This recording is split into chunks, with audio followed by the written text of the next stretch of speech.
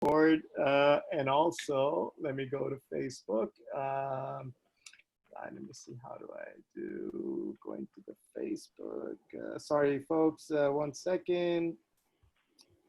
Live on Facebook. And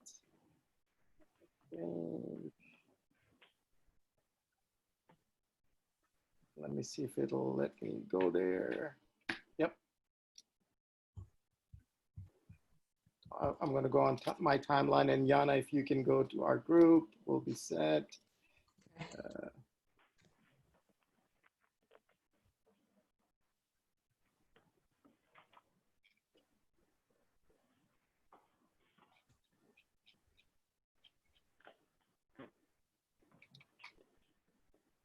Thanks for bearing with us, guys. Yes, Seth. Some folks might want to see this, but they might not be able to join right now, so we just want to make sure we put it out there.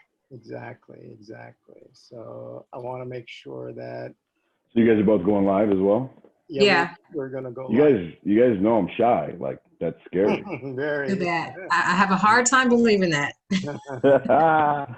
Just throwing that out there. I'm a little shy. You didn't sit through hair and makeup for nothing. Oh, please. Oh, I haven't even shaved. I've got to shave. I actually didn't realize that. I didn't realize that until about literally 5 minutes before we jumped on. I realized I haven't shaved today, but whatever. What are you gonna do? It's a busy day in the investment game. It's a busy day. It was a good Monday. Nobody shaves anymore. This is true. I usually have a beard. It's true. There's no shaving going on. You too, Katie. Katie, I like you. I like you too. All right, good. I wanna talk with Yana at some point. Yeah. Okay. At least, but I'd like us to exchange some contact information because I'd like to talk to you, because I think absolutely. I think I met you on another network. I was Andre Johnson. Are you the property princess? Mm-hmm. Yes, yeah, she is. That was you. She's the property princess. I want to talk to the princess. I'll send you my number. Okay. All right. We're live on Facebook, and let me go back to what I was supposed to be doing, which is thanking my sponsors. So again, Bill, Bill, he's presented before. For new construction in Phoenix, all of the great emerging markets, a lot of people are looking to get into properties that by the time the construction is done, there's some equity built in, it's brand new. Steve and his company have an approach where you buy a fourplex. You may eventually end up living in one, but you got 3 rentals incomes coming in, all in really good markets: Salt Lake City, Boise, now in Phoenix, and in a good part of Houston. So that's where they are. Hemlane, my dear friend Dana, she's presented about property management several times. They do some really good, it's a technology enablement of property management where you manage the property yourself, but you have boots on the ground that you can leverage to do leases, showings, repairs, and can really help with the reduction of the cost of property management, and you have full visibility into that. And then of course, Ria, I don't know if Ria is on the call right now, but if not, no worries. Yana, you want to say a couple of words about Ria? You're muted. You're muted. Yana, you're muted. But whatever you said must have been wonderful. Yeah. Sounds good. Yeah, you guys can just go ahead. There's some contact information. All right. Now, Ria is our agent in Alameda County. She's our favorite agent. She does, if you're ever looking for properties in Alameda, Contra Costa County, please do reach out to Ria or to Yana, doesn't matter. And then we've Alexandra is my go-to person for mortgages and property management questions. And then Oleg is also great. He's a great resource for insurance, for just answering complex insurance questions. And then Alexandra is if you have a challenging mortgage situation, you need a loan, she's my go-to person. Kamal, he does new construction. So if you're looking to do either ground up or major rehab, that's what he focuses on is major rehabs. Skylight, Josh has presented to us before, but Skylight, again, uses really cool technology, but they're a full GC. They do mostly medium to large remodels. But unlike Kamal, Kamal focuses on ground up construction, whereas Skylight focuses on medium to large rehabs, but they're very good. And then we had Eric and James from ADU. If you're looking to add ADUs to your property, I really recommend that you reach out to Eric over at Habitat. If you need his contact information, I forgot to put it on here, but it's just, I'll just type it in here. Eric with a K at Habitat. So Eric's really good. Again, we did a presentation on the benefits of ADUs. If you got a property, you can really increase your ROI with an ADU. And then lastly, I'm looking for 10 volunteers for a new software, a new platform that I've launched. We're in beta mode right now. So I'm looking for 10 brave people to come in, try the platform with us. It's called bettercapital.us. If you need some information, please reach out to me.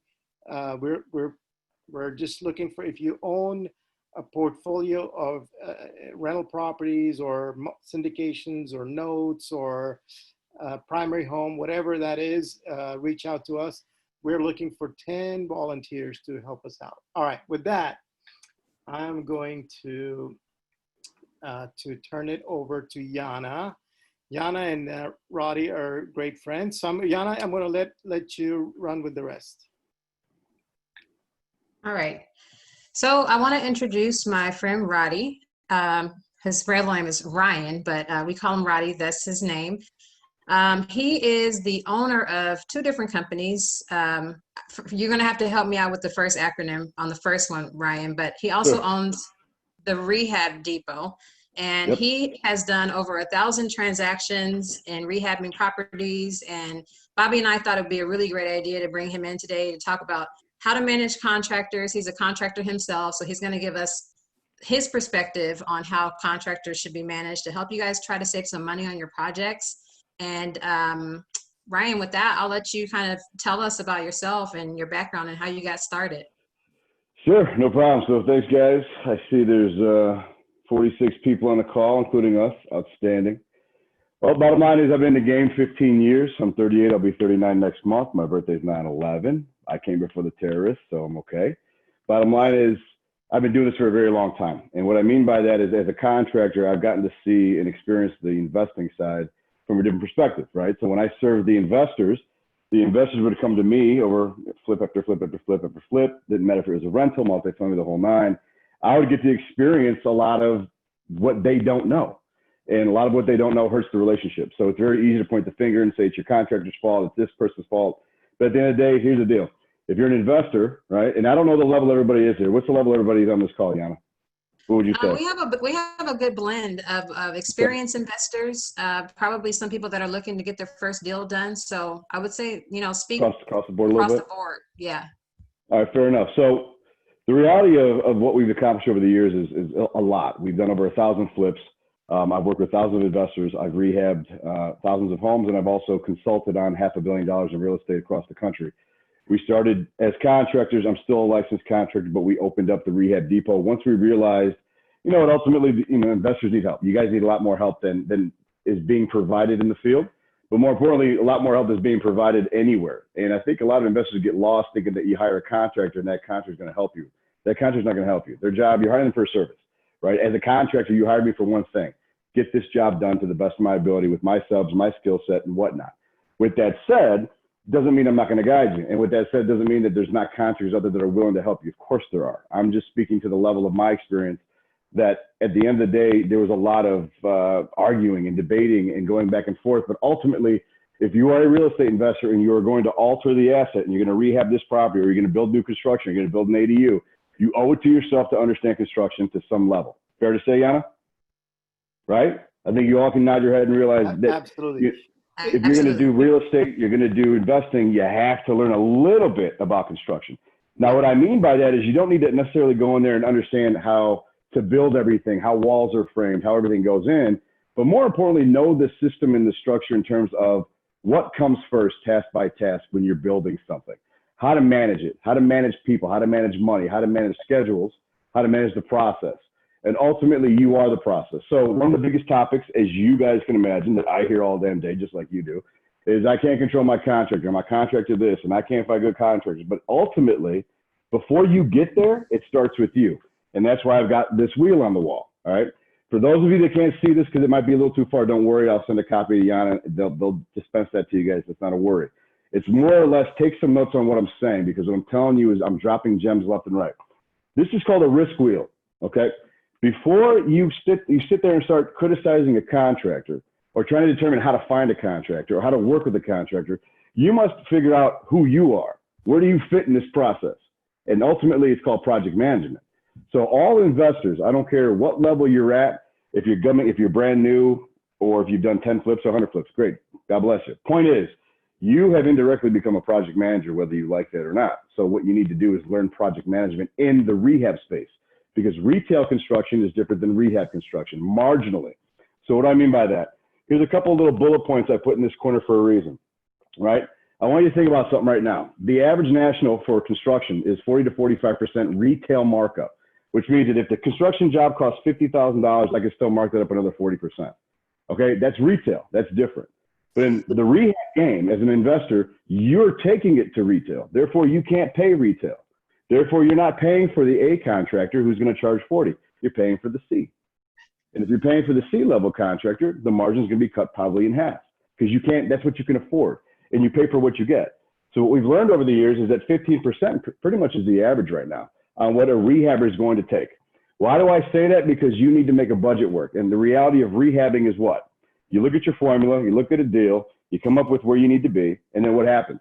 You might have 50, 60,000, 70,000, 100,000, maybe 200,000 left over. The idea in rehab is, what can I do in that 50,000? What can we actually get done in that 100,000? That's the difference. So that's a mindset you guys need to think about immediately, right off the bat. Is that another fair assessment, Bobby? You know, I pick on you, Bobby. Yes. I was on mute. We're having dinner. We're volleying. Yes. You know, I totally agree, by the way. All right. If you're in the real estate business, this information is so essential. Like it's so critical to your success, whether you're flipping, buying a remote property, whether anytime you're going to deal with a contractor, anytime you're going to deal with the real estate, this is essential to know. So thank you, Ryan. Yep, go ahead.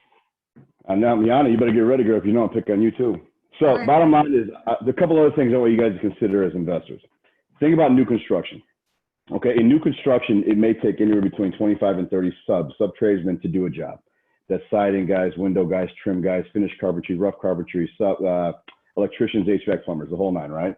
So if it takes that many tradesmen to build a home from the ground up, and you're doing a rehab, which essentially still touches 20, 25 of those items, you're asking a 3-4 man crew, right, at 15% to manage all that, to build all that. And the reality is a 3-4 man crew most of the time can't fulfill 25, 30 different trades. They're going to be good at a lot of things, great at maybe one or two, and they're going to be real sloppy at the rest. So again, quality is going to become an issue. So why do I keep talking about this? Because I want you to understand that you need to prepare on your end as an investor before you go looking at contractors and criticizing contractors. You understand that your margin and your budget is what you're going to pay for. And within that capacity, you need to learn how to manage that. Then you'll understand what you're hiring. Then you'll understand who's coming in and all the above. So you need to create set standards. What does your project look like? What are your colors? What's your finishes? What type of cabinets? What kind of carpet? What kind of flooring? All that stuff. That's on you, not the contractor. Things that are going to help you as well is the biggest thing to think about right now is that you're going to be managing personalities 100%, right? And if you don't, it takes time to cultivate some of these relationships. And I see this all the time where an investor will hire a new contractor and they're not vibing with them. But at the same time, they didn't really establish a rapport early on in the process of production. And I'll get into production. But you need to start looking at developing a relationship with your contractors openly, having open dialogue, being very transparent so that you guys can talk about the hard things when the hard things are going to happen. And trust me, the hard things are going to happen. In redevelopment, there's always a change order. I repeat, in redevelopment, there's always a change order. Make peace with God now and plan for that in a contingency, right? That's a whole nother class. So my point is, with that said, these are some little key things to think about before you start criticizing your contractor. Do you know all that? And have you figured that all out? And are you good at that? Probably not. All right. So here's where we're going to go with this. The risk wheel. All right. This is what we teach in our big advanced boot camps to investors who are seasoned. The risk wheel essentially is what you do the moment you put a property under contract. Okay. You go through your pie charts, and this pie chart might not be the same for you. Everybody's different. Everybody's return is different. Everybody's budget's different. There's no right or wrong answer. It's what you want to do. Right. But we get to look at some of these risks. And when you start identifying some of these risks, what happens? You become proactive and predictive so that when you're in phase 2, which is construction, you're project managing full well looking for these challenges because you prepared for them. You're not surprised by them. When you're reactive in this business, it costs you money, right? A lot of you are reactive. If I'm sweating like a pig, it's because I got big lights on me and I'm like dying. But that's part of the process. That's what we do. Bottom line, GC is the number one thing you want to consider. You know that and I know that, right? With that said, you have to look at what their subs are. Do they have relationships with their subs? Are their subs new to them? What's their experience level? Is this a rehab that's their sweet spot? Not all GCs do the same type of work. Not all GCs want the same type of work. Not all GCs can do the same type of work, all right? So one of your biggest risk pieces is your GC. Who are your subs? Who are you talking to, right? What's their skill set? What's their experience level? What's their price? What's their markup, right? Have you talked to any of their people? Have you talked to anybody they've done work with? Get some intel on these individuals. But again, if you know that this guy's marginal and you know he's going to want to charge a little bit more than what you're willing to pay, all right, establish a rapport to find out, because there's nothing wrong with paying a GC what they should be paid if the quality and the time and the budget will be met, right? Two-way street. Another thing you want to track is the money. Why? Because money goes into KPIs. Write this down. The key KPIs in rehabbing are very simple. Change orders, timeline, schedule, budget, sub-inventory, and quality. 6. Got it? We good? Okay. Say it one more time, Ryan. You have schedules, budgets, timelines, change orders, quality, and sub-inventory. Those are the key KPIs to be tracking when you're a rehabber, because those are the elements and the variables that are going to change everything you do. These are going to change by the week. These are going to be issues that arise. These are going to be conflicts. These are going to be negotiation situations. These are going to be everything. So you want to make sure that your scope of work is as detailed as possible. You want to make sure your budget is as accurate as possible. You want to establish dialogue with your GC as early as possible. You want to make sure you examine that schedule with your GC as early as possible. Why? Because you're planning the risk assessment wheel, okay? So KPIs is a massive, massive piece of this. And KPIs, for those who don't understand, that's key performance indicators. All businesses run on that. So not only do you need to track your KPIs on the rehab side, you need to track your KPIs on the investment side as well, right? That's a whole other world. Next thing you want to talk about is looking at materials, right? Are you sourcing your materials? Are you preparing for your materials? Are you thinking about your materials? Are you looking at your materials? Do you have material selections made? Do you have SKU lists? Do you know what the price points are? Do you have relationships with the vending houses? Do you know your square footage and your linear footage and all these different things? These are things you need to start cultivating early on, because you want to be able to control the money. And I think I heard Bobby say earlier that there's a couple of contractors on this call, and they're going to hate me for this, but it is what it is. Deal with it. Bottom line is I'm a contractor too. And if my client has the materials selected and ready, it makes my life easier. Why? Because I mark up materials. Fact. So everything on this, on the material lines, I mark up. You want me to make a phone call? I'm marking it up. You want me to make a trip to the store? I'm marking it up. You want me to source the material? I'm marking it up. I got to go look around for your refrigerator? I'm marking it up. So by you being smart and understanding that this is something you can control. You can control your materials, right? It's your budget, your house, your project. So at the end of the day, you can control your materials, right? What I teach a lot of our investors always is to always control the budget by understanding how to reverse engineer the GC fee and only offering contractors a labor budget, rough material budget allowance, and give them a GC fee on the labor. This way they're making money with their crew, and you're still giving them a GC fee so they can make a profit and a living. You give them a rough material allowance. Again, whole nother class, just throwing that out there as to why this is part of my risk wheel, is because I award contracts. I don't receive bids, right? I bid it myself. I look at it. I know the numbers. I study the numbers. I have my materials selected. Now I'm speaking as an investor because I'm an investor as well. I'm not speaking as the contractor on this piece of the pie. On the material side, I'm speaking to you as a fellow investor saying, I have my material set. I know my design boards. I got 2 design boards, package A and package B. Package A right now is the trends of the whites and the grays and the lights, right? Package B, the mochas, the javas, the earth tones. All I do is decide based on ARV which package we're going to go with. But all those packages are broken down by kitchen, by bathroom, by common area, right? My flooring, my lighting, exterior, everything. Even down to the plants in my landscaping. I know what the house is going to look like. Why? Because if I bring a joint venture in or I ask for private money, all I got to do is hand over a file or something like that and say, this is what you're buying, this is what you're investing in, right? This is my deliverables to you. When you put 50K into my company, this is what I'm going to give you. Make sense? So it helps you all the way around, because one of the biggest things I'm going to teach you is it's not just rehabbing. This is a business, right? Investing is a business. It's not a hobby. You treat it as a hobby, you're going to get destroyed. This is a business. So fundamentally, you have to create a foundation. And it starts with, if you're going to be a rehabber, then you have to understand construction. You have to operate as if a GC. You have to operate like contractors. You have to operate as in construction and know the fundamentals and the principles so that you can hang. You cannot just leave it to your contractor, because it's not your contractor's job to teach you this. Some might want to. Most of the time, they're not going to, right? I did this for 10 years GCing. I didn't, before I went into this. I didn't teach my clients anything. I just looked at them and said, they're getting worse and worse by the year, right? So what I'm seeing now is that's going to repeat, because our heyday was 10 years ago, right? I was in this long before the last recession, but it's all coming back next year, right? You have 14 million people, 15 million people that can't pay rent next month. You got another 40 that can't pay their mortgage. What do you think is going to happen? It's just a matter of time for inventory hits the market again. So get ready. That's what this is all about. Another thing that's part of my schedule, part of my risk analysis, is I always look at schedules. I'm sorry.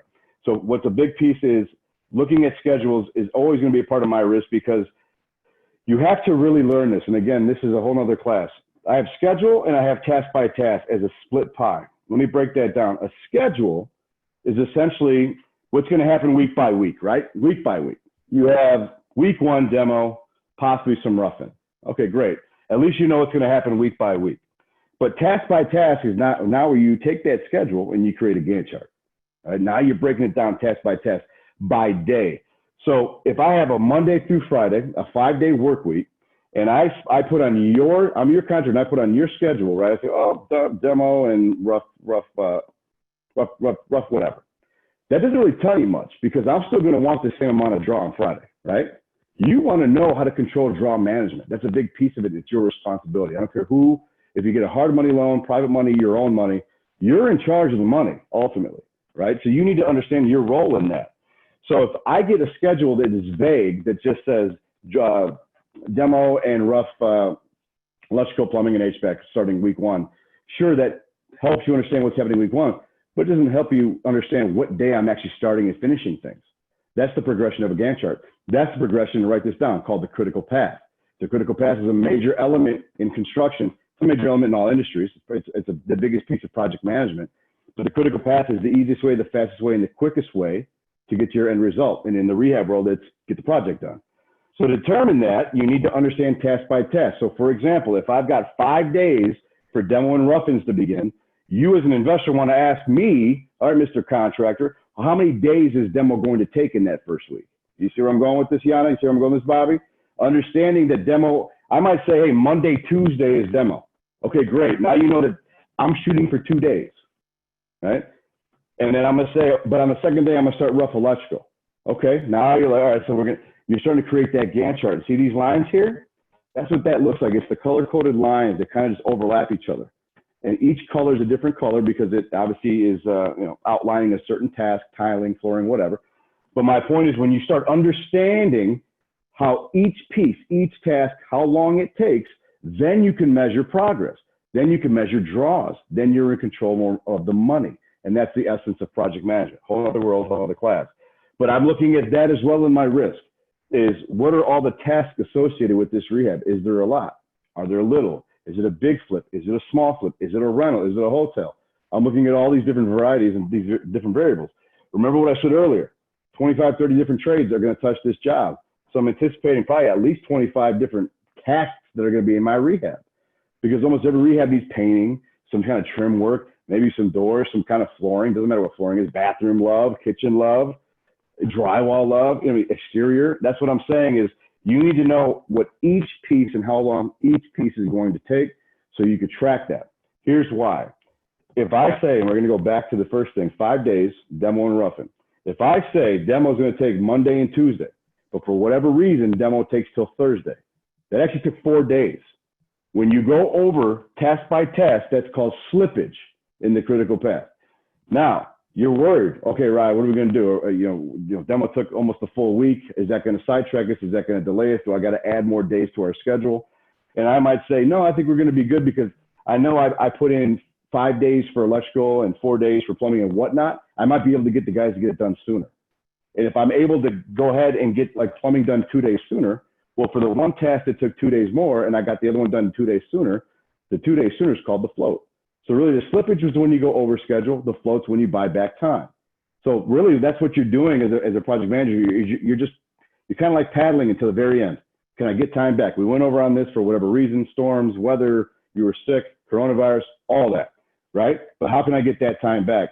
And the more rapport you establish with your contractor and the more open and transparent you are with your dialogue, the easier it is to have that conversation and say, hey man, obviously it took 4 days. We got to figure out how to get those 2 days back. And you're going to get honest feedback and the guys are going to look at the schedule and go, I'm sure we'll be able to figure it out in week 3 or week 4 or week 5. Does that make sense, guys?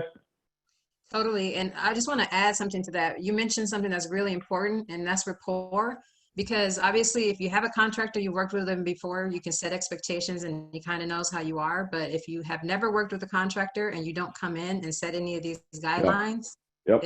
It's a huge thing. So one thing that I did with an unfamiliar contractor was actually tied some incentives and penalties to those, factors like slippage and float, just to make sure they're incented properly or penalized properly for taking more time. No, I'm totally agreeing with that. As a contractor, I'm all about like $100 a day late, but also $100 a day if you're early, right? Make it equal. If you're going to penalize, you're going to incentivize and vice versa. And in construction, it's very common to have a goal to work for, right? A big bonus. There's professional project managers in construction that's all they do is they manage project sites, and there's a bonus for that, right? So again, but understanding how construction works, then you'll be able to see where you can jump in and say, okay, not a bad idea. Maybe I'll give this guy an incentive. I would encourage you to do so. But more importantly, with the rapport part, like I said, in rehabbing, what we found the most successful is dividing the rehab world into 3 phases. First phase is production, second phase is construction, third phase is closeout. During that production phase is when you're doing your pre-walks, your preliminary scope of work, you're walking the property for the first couple of times, and you're walking it with contractors, and then you start meeting a couple of guys that you're out there with, and you want to get the warm and fuzzies. But at the end of the day, to get the warm and fuzzies, right, you've got to ask engaging questions, right? You're going to date this fool for a couple of months, right? So you might as well actually ask real questions. If we knock down this wall, is it going to take us time? Is it going to cost us more money? Having open dialogue and then getting the contractor's feedback is extremely important, because a nice contractor, a good contractor, a real contractor will have no problem telling you what their thoughts are. In fact, they'll be appreciative that you even bothered asking and not presume that you know everything when we know you don't know anything, right? It goes both ways. So as an investor, if you know you don't know more than your contractor, which is usually 90+% of the time, then ask the right questions in a good way. And just simply say, hey, Mr. Contractor, learning experience for the both of us, right? I've never put a beam in. How long does that take? How much does it cost? And is it really expensive, or should we try to avoid that altogether in the scope of work? Nothing wrong with that kind of question. You're going to get an open, honest answer. It's up to you to make a decision. But when you start establishing that rapport early on, that will help you have more conversations as the contract progresses. Does that make sense, guys? All right. So continuing on, schedule's a big piece of my risk. Another thing is geography. Now we're a volume flipper, right? So we in Chicago, it could take 2.5 hours to go from the north side to the south side, depending on traffic. So you have to consider these things when you're looking at the deal. You take the deal down, it's way up here. but your projects are over here and over here, right? Your contractor lives over here and you live over here. You have to actually consider the geography, because the geography then goes into location and time of year, right? Wherever you are in the market, you guys are on the West Coast, whatever your weather is, right? However your seasons change, for us, we got to watch that in the Midwest in Chicago. I mean, we had crazy storms and a tornado that barely almost took out our house, right? Literally 3 hours ago. We had looting last night. You know, so my point is, it's just nuts what's happening in the world. It affects our investments, does it not? It affects the way we operate. Tomorrow we wake up, I don't even know if I can go check out our properties in Chicago because I don't know if Chicago's going to be open. So I have to analyze what's going on in the current times. If I took a deal down tomorrow, so I don't know what's going to happen, right? Are they going to try to re-quarantine people? Are my guys going to get sick? These are all risks that have to be added to my risk wheel. Every property, not every other project, not once a year. Every single deal you take down, you start doing this risk wheel. You will thank me later when you put down all your risks on paper and you study this, and then have open dialogue with all the key players in it, including your contractor. So geography is a big deal because of the location on the projects. And the location on, the proximity of where your favorite contractor lives compared to the property. You don't want them driving an hour and a half every day. You're going to pay for that. But it also might affect your progress. It also might affect the schedule, right? We talked about what the KPIs are. Schedule is a piece of that. So you want to not be a hindrance, right? You don't want to be like, well, I'm going to give this guy a project that's an hour and a half away from the other project. You're not doing anybody any justice. And that project will not finish on time. So logically, help yourself when you're looking at the risk. I talked about location, and why I bring up location is simply for us. It's a big deal as well because we do condos, and we did a penthouse. Let's say towards the end of last year, we flipped a penthouse in Chicago, and it was a nightmare. Like we were 6 weeks over budget because we had no parking. The city doesn't let you park there. That building has its own association. You can only bring in materials and deliveries on one day, which means all the tenants that live there also have their deliveries coming. Other contractors are working in the building. These are risks that we had to deal with, right? So these are things that matter, right? And that's why location matters. You have to study the elements and the risks along with the location. Property itself, it starts with the analysis, right? Did you even look at the property the correct way? Who looked at the property for you? How did you analyze the project, right? So what I always suggest is simply this. I pull up to a house. I still do this every day, all day. Pull up to a house, sit in my car, I look, I observe. I care about the exterior first and foremost. What's the condition of the exterior? Because if you don't have a big budget and the exterior is shot, you don't even need to go inside, right? It's logic. Time is money. Why are you wasting your time? Because you feel good about it? Then go waste your time. I'm not about wasting time. I like to look at the project. If my budget on this is like $35,000 and I see $35,000 to work on the exterior, I'm gone. I'm leaving. That's the idea, right? So if you're assessing the project correctly, if you're creating your levels of rehab early on at home, having coffee, you're just creating, what are my levels of rehab? What do my typical rehabs look like? Then it'll be easier for you to execute when you actually pull up to a property. So I always look at the exterior first, then I get out, I compare with the houses around, I look around the block, see what's going on, anything that looks the same, look at those comparables. I walk around, I check everything, foundation, brickwork, siding, stucco, gutters, roof, windows, everything, porches, decks. Then I go to the garages if there's a garage, I look at that, ADUs, look at that, anything. And we flipped all over the country, right? So every market has their way of living, their style of home, and their secrets. Florida, for example, they don't have any basements, so their mechanicals are hidden like in a garage or up in an attic. Well, in Chicago, we have basements, so our mechanicals are underground. So everything's different, right? So understanding the property itself, I always do exterior, then I look for mechanicals, then I look at structure. If all that looks doable, then I'll start looking at possible cosmetics or maybe knocking down a wall or adding another room, something like that. But you'll know real quickly. We have a checklist for that where, for the novice investor, they just go through it. You start check marking. And the more check marks you have, think about it. Logically, the more check marks you have on that cheat sheet, then obviously the higher your price is going. But it puts you in a category, and that's the idea. So assessing the property is a huge risk. Go ahead. Ryan, would you suggest that somebody paid for one of those inspections or brought just their contractor with them? Or how do you feel about that? Two approaches. One, if you have a legit contractor that you have a relationship with, and you trust them and they trust you, then yes, bring your contractor with you 100%. Because by understanding your contractor's numbers, you're also going to be able to buy around your contractor because you want your contractor to make a profit. This is not one-sided. You both have to make money to be happy and do it again. And even though they're a 1099 to you, like they're a W-9, right? it's still turnover if you got to keep looking for contractors, It's turnover, it's time, it's energy, it's a waste of money. So you really want to cultivate a true relationship, to answer your question, Yana. So if you have that, yes, have them go look at the property for you, right? Cultivate that relationship. They'll be more than happy to do it if they know they're making money with you. And they'll be more than happy to do it if they know that you're being open about wanting them to make money. So you have their number, at least, and have an idea of their assessment so you know how to buy, right? There's nothing wrong with that partnership. However, if you don't have a relationship with a contractor, don't just send any yo-yo up there. That's not going to do you any good. Make sense? Yep, thanks. What was the other part of your question? Oh, no, I was just, that was it. All right. And I think having an Sure. independent person whose job is to go and check on that property and give you, take pictures for you and provide you with, if it's a remote property, for example, that you're doing a rehab on. Sure. And I think Ryan's going to touch on how you can hire an independent person who's a professional at going and inspecting the progress on these, on these properties. A project manager of sort, Right. is very useful as well. Right. I'll get into that. You got it, Bobby. So a couple more things on the risk wheel. The exit strategy obviously has to be outlined, right? Sometimes when you're looking at a deal, you look at all your exit strategies at that point. If you learn how to rehab, then that'll always be that ending equation. A lot of people get turned off by rehab because they don't know how to rehab. They get turned off by rehab because their first experience was a terrible experience, because of contractors or whatever.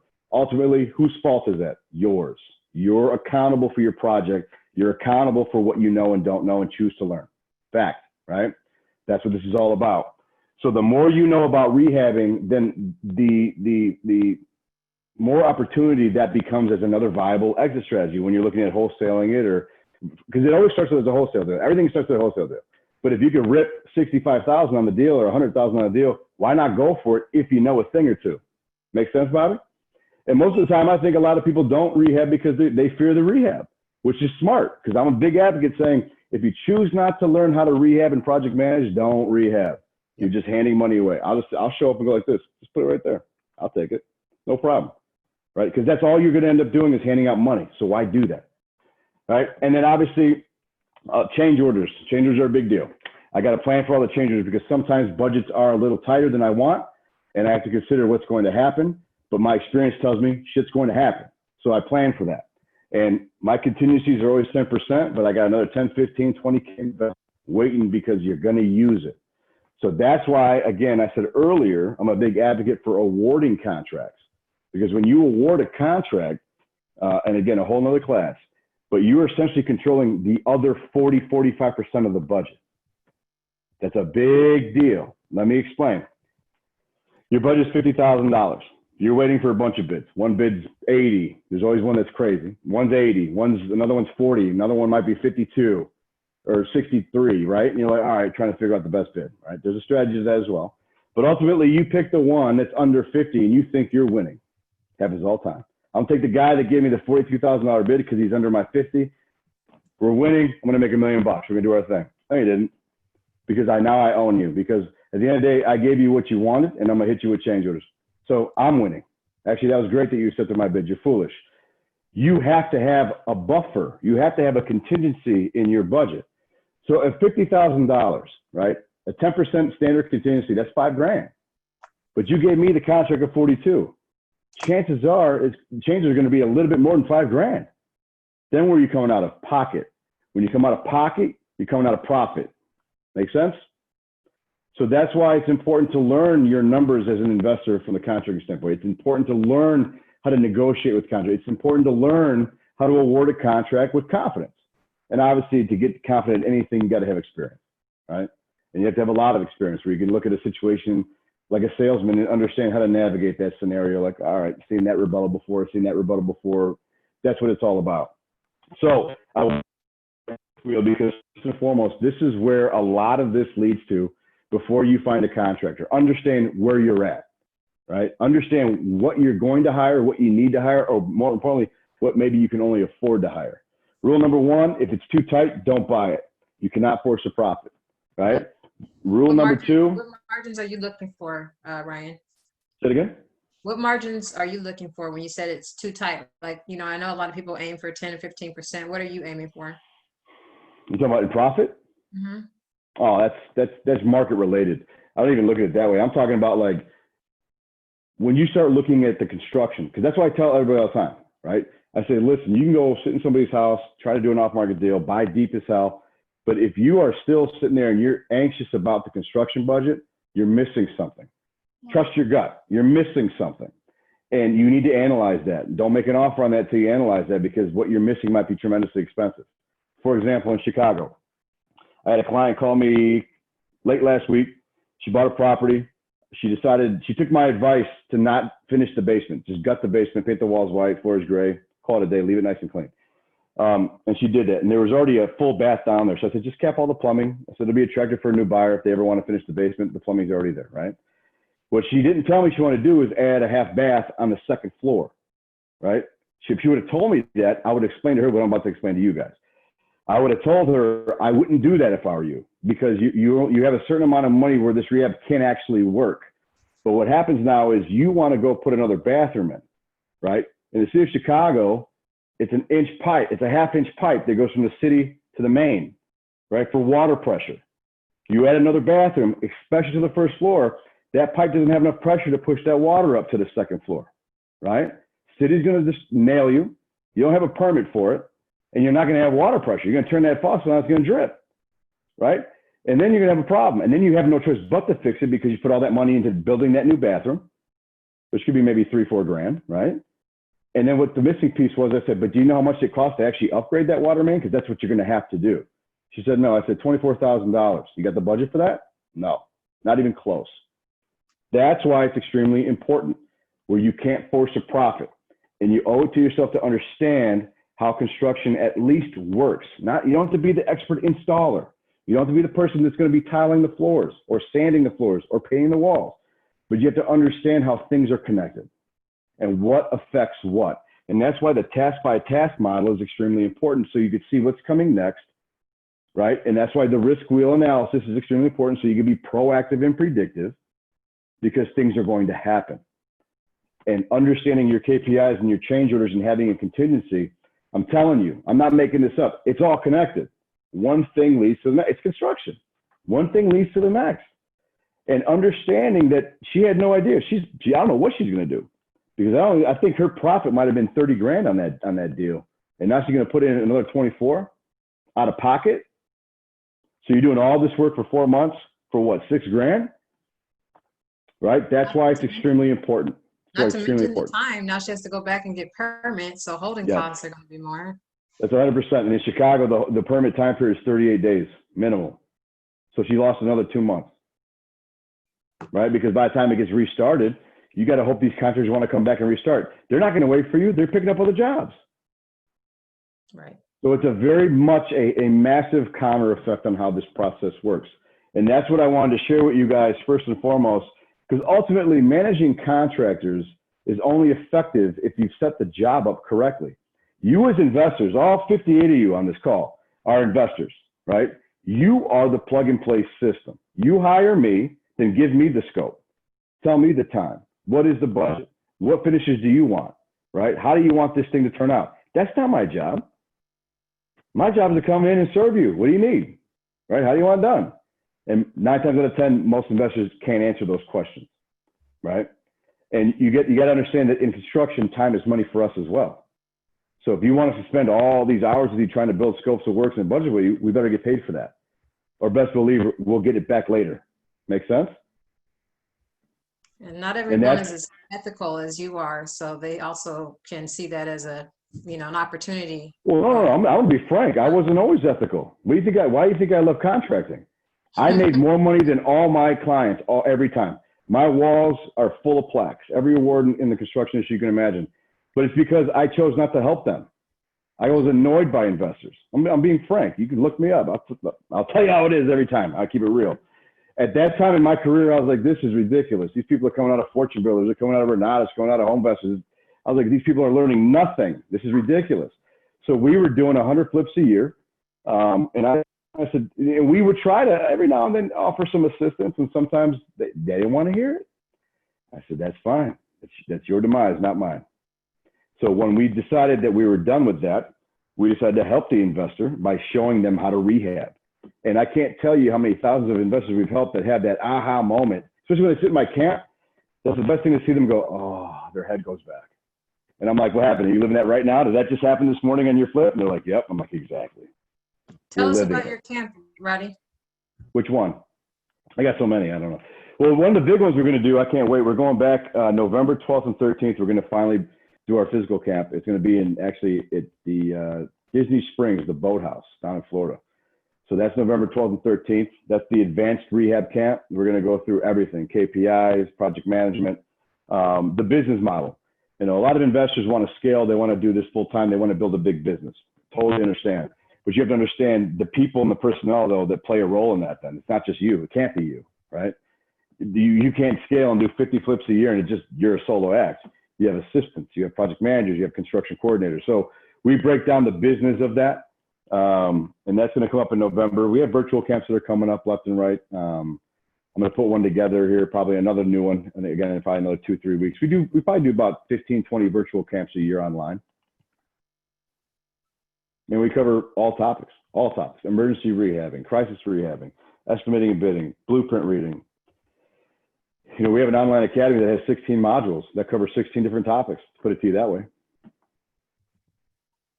That's the one that we have the link for, right? Yeah, you have the link for our software system, and you have the link for our online academy, yes. All right, so tell us about both of those too. So the online academy is a certification course. So all investors and companies that have project managers, they can e-learn. So you log in, courses, there's about 4 or 5 quizzes and probably 1,000 pages and manuals, guides, and templates that you guys can use as your own. You get your own credentials, you log in, you have 12 months to finish the course. Most people do it in 3. You take a final with me and we certify you. We'll send you a certificate in the mail and you're ready to rock and roll. We believe that as an investor, you should be certified in project management so you know how to hire a project manager. And it goes both ways. At the end of the day, you have to understand that. And a lot of investors at the higher levels that we've worked with, they haven't hired the right people because they really didn't know how to hire the right people. And then again, they didn't know how to train those individuals either. So we have the online academy that's just the course itself. We have the VIP Academy, which is 12 months access, where you obviously join us. You get the online academy. You get all the virtual boot camps for free. You get 50% off our software. You get 50% off physical boot camps. And you get cool boxes like this in the mail. So that's what we do. And then on the Rehab Depot, on the REIPM side, we developed the first rehab software. So investors, whether you do 1 flip or 1,000 flips a year, you're able to go into our system. You're able to create your scopes of work, your budgets, your calendars. You can create all your contracts, do all your risk analysis. And then there's also a live chat. So you can communicate with your contractor when they're on the field. They can upload pictures and videos for you. If you're sick, you're on vacation, you're out of country, you're out of state, you'll always have an idea of what's going on because you literally jump in the system, you text them, I want an update, send me 10 pictures. And we developed that as contractors because we needed that to communicate from actually being in the flip for our client, which was the investor. So we have that system, which is a separate company as well.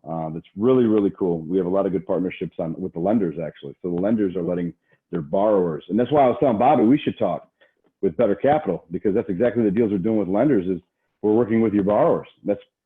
It's cut and dry. Your borrowers log in, they run their rehabs, you manage the draws, everybody's making money and winning. So Ryan, would you say that somebody has to have a certain level of experience to sign up for one of these classes or courses, or? So if I were, do you also work with great question. If I were, no, great question. If I were new, I would just do the certification course. Start there. Don't jump into the academy. That's going to be overwhelming for you. There's so much information coming at you so fast. Go in, take the certification course, learn on your time.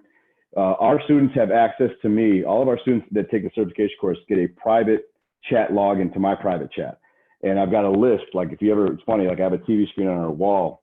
Every morning I just see a list of all of our students and I just look for the little red button. The little red button tells me if there's a new message.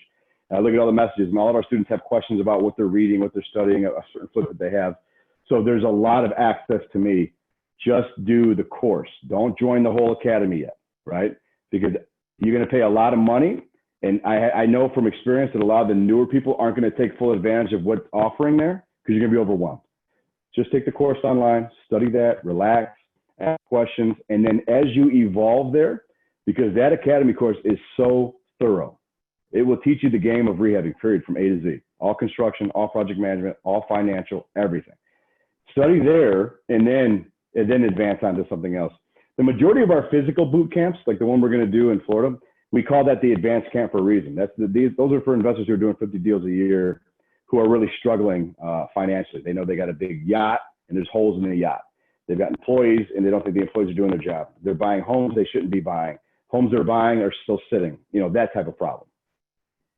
Yeah. Did that add clarity, or did that just confuse you Yeah, even more? totally. Ryan, Okay, the most common use case for a lot of our members is they found a property.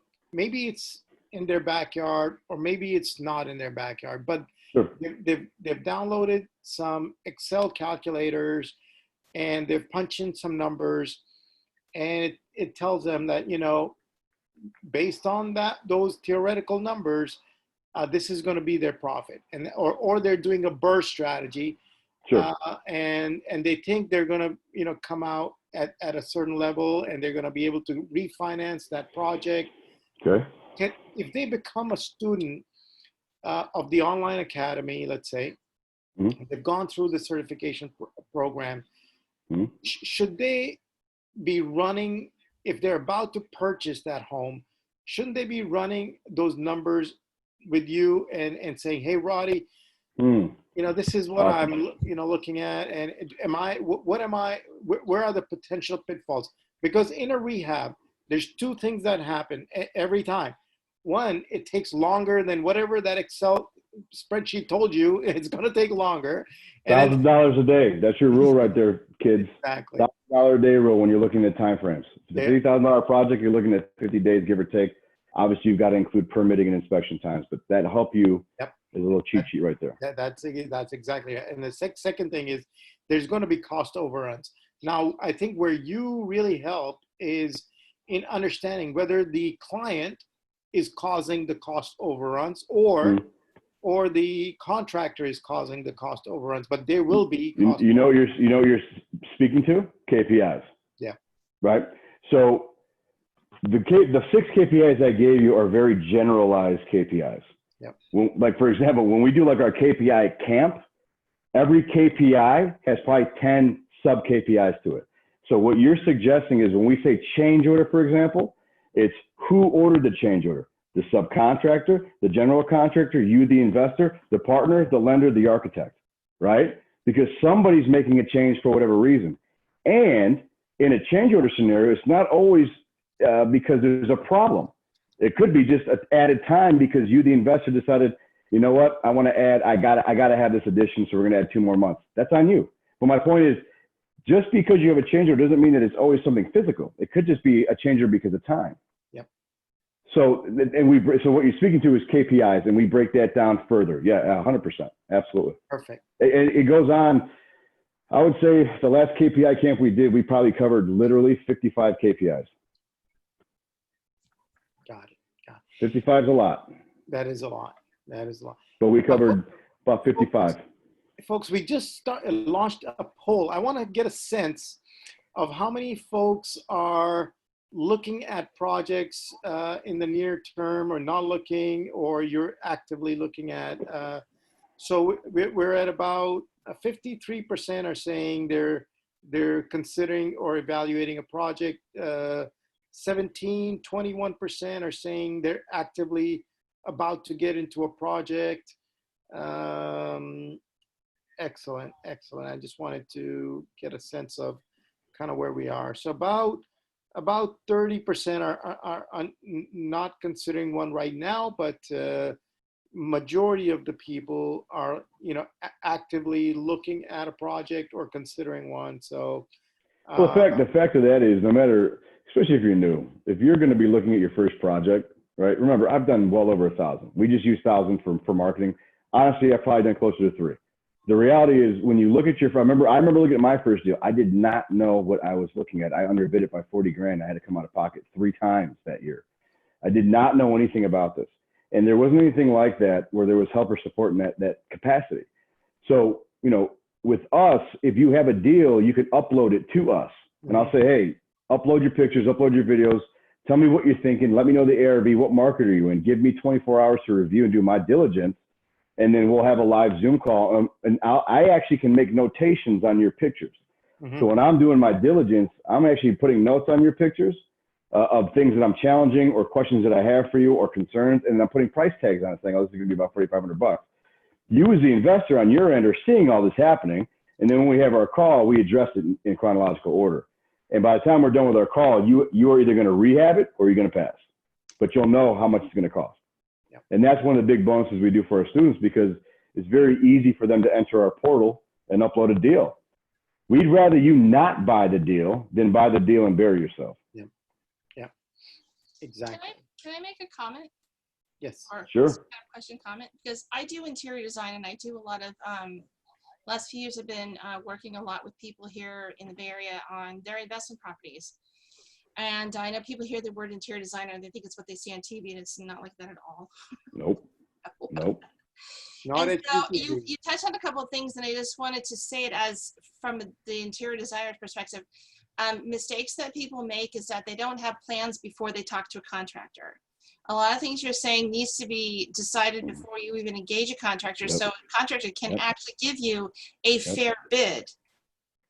So they do I know agree. all of the subs that they're going to be hiring, what it's going to entail, and they can at that initial meeting say, well, if these are the things that you want to do, this is what's going to cost. And then you can have a conversation with your designer about, like, well, this is more than I want to do.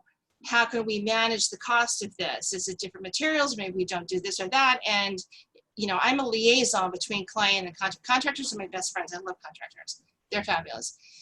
And the other thing is, the clients not allowing themselves the time. Everyone's in a hissy huffy hurry fit. Slow down and really think about what you want to do, because if you don't do that, then you get partway in.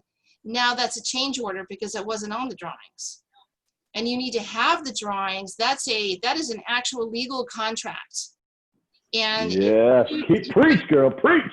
I know, it's an actual, that is your legal contract, and it saves both you as a client and it saves the contractor, because this is a tangible, visible, and it's been permitted by a government department.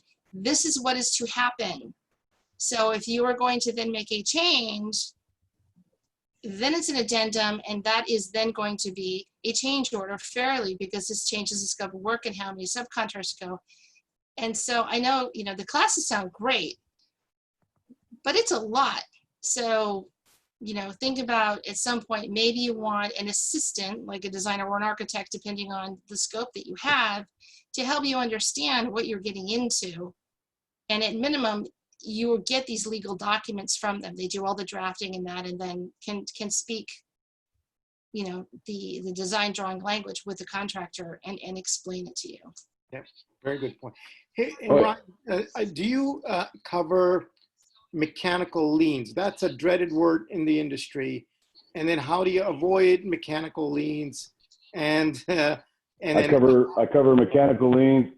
I'll tell you this much. In our academy, you learn how to build a home from the ground up, and all the legalities, all the accounting, all the financials. Perfect. Which would include lien waivers, the process of terminating contractors, how to create contract documents, what should be in your contract documents. You know, what Katie was saying is spot on. I mean, the reality is, I just did this real quick for you guys in, I don't know, maybe an hour, but you know, this is 15 years of doing this, right? Before I'll put it this way, 6 years ago, when we opened the Rehab Depot, I wasn't even confident that I could teach or consult. That's a big undertaking. That's a massive risk. I could destroy my career in a heartbeat, right? Very successful in construction, mislead somebody, you're done, right? But the reality is we did know what we knew, and we need to put that on paper. And we developed a very strong curriculum and a very strong course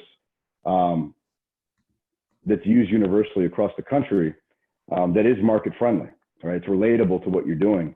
Yeah. But the biggest seller on it, the biggest key is that you have access to me. So like Katie's saying, you have those questions, you need like owner's rep, if you will.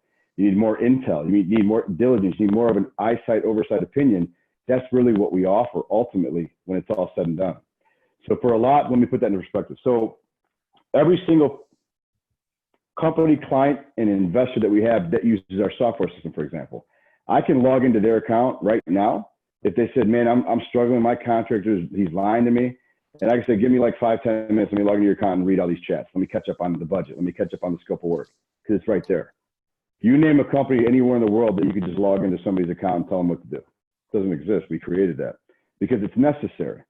That's the only way someone's going to get out of a jam and evolve, is to have consistent help, advisory type help. And that's what we really do at the end of the day. Every investor needs something different. It's not all the same. Every investor buys different. It's not all the same. Every investor's budget's not the same. So, you know, with all that experience we've seen, you know, of the thousands of flips we've done, they've not been the same. In fact, they've been challenge after challenge, which is great because it's just another learning experience. Makes a lot of sense.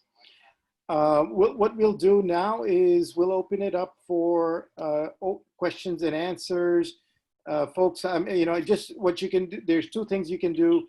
You can either chat your question to Roddy, Yana, or myself, or you can just unmute yourself and then ask us. Yeah.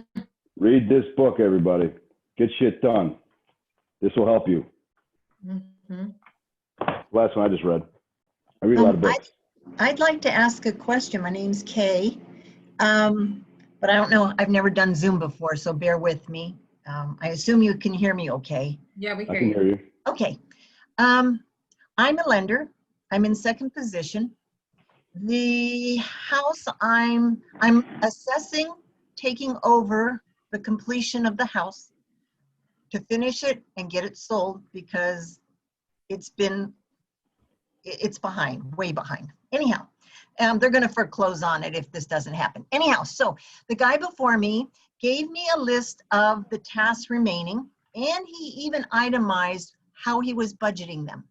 Wednesday, I have a real estate agent, I have a contractor, and actually a couple contractors to show up at the house to really look at the situation. Do I share the costs that have been cited before? Do I tell them what value of the house I'm looking for to break even? I mean, how much do I offer up versus asking open-ended questions of them? Good question. They're going to ask that question regardless. I would, right? How much money's been spent on the budget? What do you have remaining? Was the budget even accurate in the beginning? Those are logical questions that I would ask. So I would have that information prepared, and if asked, I'd share it. Okay, because I got it, and okay, all right. I really would, because, you know, in construction, when you reman a job, it costs money, and it happens often. But you have to understand, like, when somebody else takes over somebody else's job, they've got to figure out where they left off. They got to think about what they were thinking. They might have to correct mistakes that were made. They got to figure out if mistakes were made. There's a lot of responsibility that the new person's taking on, no matter who's a part of the transaction.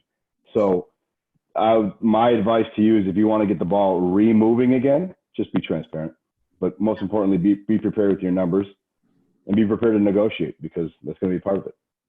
Yeah, and I didn't know whether to also tell them what the house has to sell for as a minimum to break even, or do I let the real estate agent go out, assess the market, and see what they come back with? Let the agent handle that. Okay. Okay. I wouldn't, you know, for me, I wouldn't overstep my bounds. Focus on what you need to focus on, and let somebody else make that judgment call that's in their realm, their specialty, if you will. Yeah, well, I'll walk away from it. If I can't break even, I mean, I need to know that number before I say yes to any of it. So I agree, 100%. Thank you. Thank Sure. you. Sure. Folks that are doing second position loans, please be careful. You know, we do a whole bunch of seminars and sessions on private money lending. So just in these kind of shaky times, just be careful. Anybody else? Unmute yourself or chat your question over to us in private chat. Yeah, feel free to unmute yourself. Feel free to follow me too. Feel free to follow me on Instagram, Facebook. We do a lot of educational materials, and I do a lot of webinars for free on my Facebook as well. So feel free to jump on and catch something here and there. All right. If no other question, I have one last poll. Can Roddy share his cheat sheet? I'm sure he can. Of course. Yeah. I'll send that. I'll email that to Bobby and Yana, and they can disseminate that how they'd like. Perfect. Mortgage lien question: if the contractor does not have signed contract, basically only signed by him and not by my client, can he place a lien? What? Yeah, there should be contracts, but let's assume for a second, Roddy, that the contractor did not sign a contract. Can he still place a lien? Depends on the state. I know in Illinois you can. Even so if I don't sign your contract and we still do work together, I can still lien you. Yep. And to be honest with you, I would imagine most states honor that. I mean, I've probably done deals in maybe 15, 16 states, and I know I can lien anybody I want if I really wanted to. And I've seen other contractors do the same, just for the pettiest thing. So again, just being conscious about all of that, again, right? When you're analyzing your deal and you're preparing for construction, making sure your contracts are thorough, make sure your attorney has reviewed them and set them up for you. But most importantly, when you send them out for signature, when you get them back, review them. I can't tell you how many investors, they just assume everything's filled out perfectly and they don't review them. And that's when they realize the contractor missed this part and this part and this part. And should shit hit the fan, guess what? Remember, the accountability is on you. If you're the investor and it's your home, yep, you are 100% accountable for every mistake that's done. You owe it to yourself to learn every angle, or at least continue trying to find help, advice, and support. Exactly. Great answer. So I'm going to do one last poll. Since Roddy is from Chicago, and Chicago is, for those that have been to Chicago, you got to answer this question. Giordano's, okay, all right. All right. So while they answer that, could I follow up with the question? I understand Roddy agreed to provide his cheat sheet. That's cool. You're also going to provide us a snapshot of your Blackboard there too? Yes, ma'am. Awesome. Thank you. No worries. All right. So my favorite is Lou Malnati's. That's because that was closest to the hotels that I was staying at. But I would say there's no bad pizza in Chicago. You can go anywhere and get good pizza. No, I would agree. Who would I choose first? I guess I would choose Lou Malnati's, but then I'd choose Gino's East, and then I would choose Gino's East too. I forgot that one. Yeah. But see, one piece of Chicago pie, you'll be blocked up for a week. Yeah. I mean, it's 3 inches of cheese. It's just insane. Yeah. All right. So with that, Katie's laughing. Katie's like, I like that. That's funny. Great. Well, I hope I gave some good information for you guys to just consider. At the end of the day, there's so many eye-opening aspects to construction, and like I said, you really owe it to yourself to do as much research and learn as much as you possibly can. And don't think you have to learn it all today. This is going to be an evolving. If this is your new career, you're going to evolve in this space for a number of years. And I'll tell you this much: I've been doing this a long time. I don't think I know everything, and I would never pretend to act like I did. I learn something new probably every month because different things come up. And to me, I'm like, cool, learning experience. Somebody explain this to me. And I don't have any issue saying that. Exactly. No, thank you, Ryan. Yeah, this is really good information, Ryan. Thank you for sharing with us. No, you guys are welcome. Thanks for having me on. Yeah. And so we'll do a couple of fun things. One is, if you are fully clothed and want to share your camera so that we can do some networking, and if you got any announcements, make an announcement, but turn on your camera. And yeah, I'll stick around for a while if anybody wants to hang out. Sure. Hey, Joe. Good to see you, Joe. Hey, Sonny. Good to see you, Sonny. All right. Hey, Jean. Hey, Jenny. All right. So we'll if you got any announcement, if you're looking for help, just feel free to ask away. But what I'll do is if you are open to it, like I said, I'm looking for 10 people for I'm going to quickly share the new website that we're launching. Here it is. what it does, it allows you to track all of your investments and how they're doing. You can load them up here and see their performance. This is sample data. You can see all the transactions and everything. But what I'm looking for is 10 people who can beta test this for us. And here, for example, I'll just quickly go in and add some pictures on this property. So here we go. Upload. Upload. All right. So I'm looking for just a handful of people. Just volunteer. You can reach out to me at Bobby at bettercapital.us and say I want to volunteer.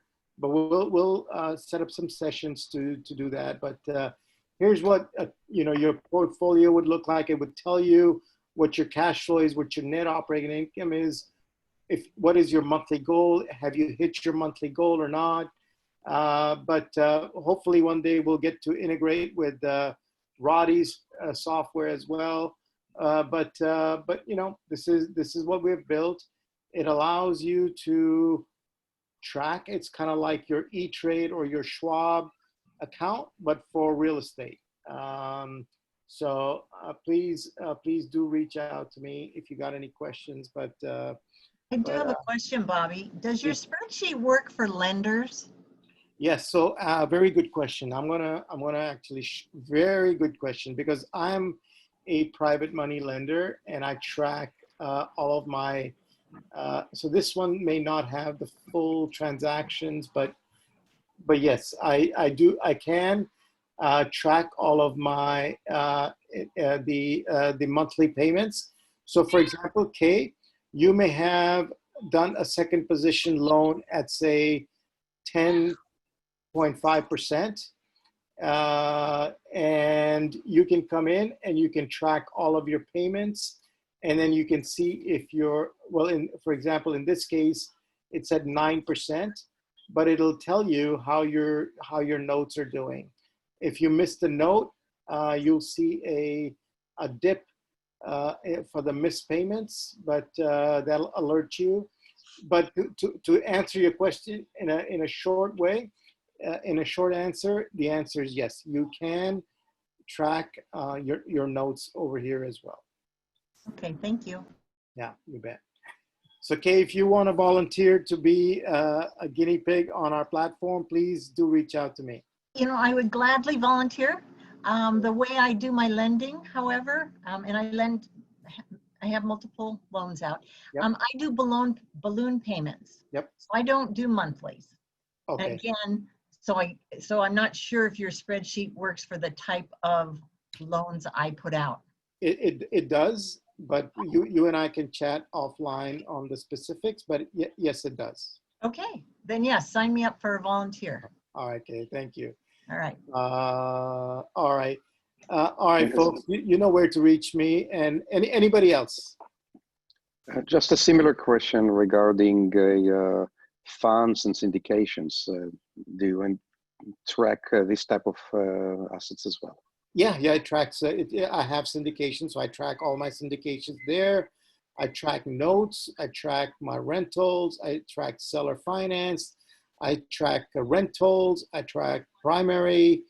Anything real estate related, you can track it in here. Thanks. And we have what's called a full bank or financial institution integration. So if you have you'll say, well, what if I have several banks, I have multiple notes, I have multiple rental properties? No problem. We will integrate to your bank, secured, encrypted, and when those transactions come in, you can check on those transactions and say, this is for my Santa Clara property, this is for my Fremont property, this is for my Chicago property, this is for my Kansas City property. Whatever property that is, you can track it. So we designed it. Lawn, it's yes, but hopefully better and different. So lawn, the answer is yes, but little bit better and a little bit different. So, but yeah, that's the idea. So thank you, Lon. I appreciate it. You'll be my beta tester. Thank you.